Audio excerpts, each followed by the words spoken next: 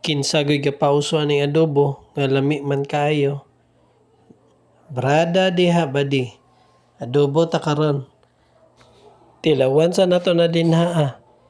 Og makaingon ba gyud ta og Mia But nga nato na diha og mantika badi. Nabayan og ahos pero mas lami gyud na og daghan pag ahos pero tungod kay ambot nga no wa ko ma-inform nga wa nam day mi ahos. Ibutangan na nato dinha og onion badi. Pag-aso ng aroma kanunay. Ana gyud na ibutangan na to og atsal. Og yun ay makapahumot na tong adobo, promise. Kung ako'y magluto og adobo badi, ako gyud ang ginagisadaan ng mga panakot kay para mas lami ug humot gyud ang akong adobo. Ngana ko ang pamagi sa akong pagluto og adobo. Itsala na dayon nimo dahi imong mga manok nga gimarinat na nato og usa ka tuig. Okay-okayon pag-awson ng duga sa imuhang manok. Pwede takuban, pwede ra pug pasagdan. Basta kay pag-awson nimo ang iyang duga sa naol. Kana badi ang atoan ang gimarinitan sa atoang chicken.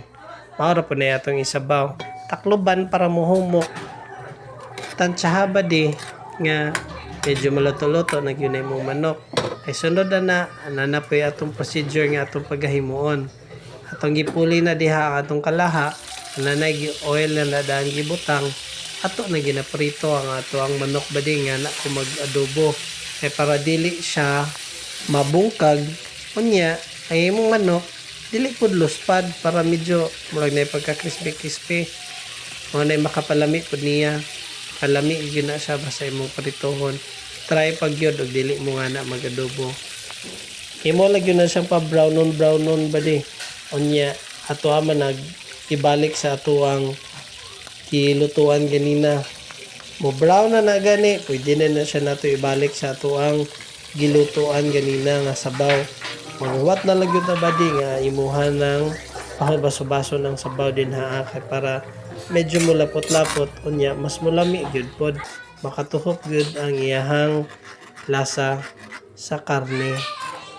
Unya, tungod kay naamang ko'y mga bata mo nang nagkinahanglan gyud og sabaw pero mas lami gyud na siya og imuhang pa hubsan og sabaw pero tungod kay nako'y bata ako na lang gyud siyang gibutang og slurry kay para medyo mo thicken na gyud ang iyang sabaw. Mulasa ra gyud pud kaayo ba dili gyud murag sabaw sa tinuwa manok kay basig maalaan na nga tinuwa dili thicken. Kana ba di ready na siya lami na kay na pero ato gyud ang testingan din kung lami ba gyud. Plating ta ginagmay mangil-mangil ug nagtulo-tulo na din atong gibawgan na to ang rice kay mo man lami diha ang sabaw be. Di lami kayo gapiyong-piyong. Gipiyong-piyongan ay lami gyud na bitaw. Sa walay atik ba di lami gyud siya. Unya mas mosamot pa gyud siya kalami kung parisa na tong halang. Tanawa. Kapiyong-piyong na kay lami magyud na tinuod way atik mi. Lami magyud po ning adobo no kinsa po naka-imbento aning adobohan ning resipihan ning lami magyud sabon tag parisan og halang. Wala pa ko'y mga bata ako ning gibutang sili gyud.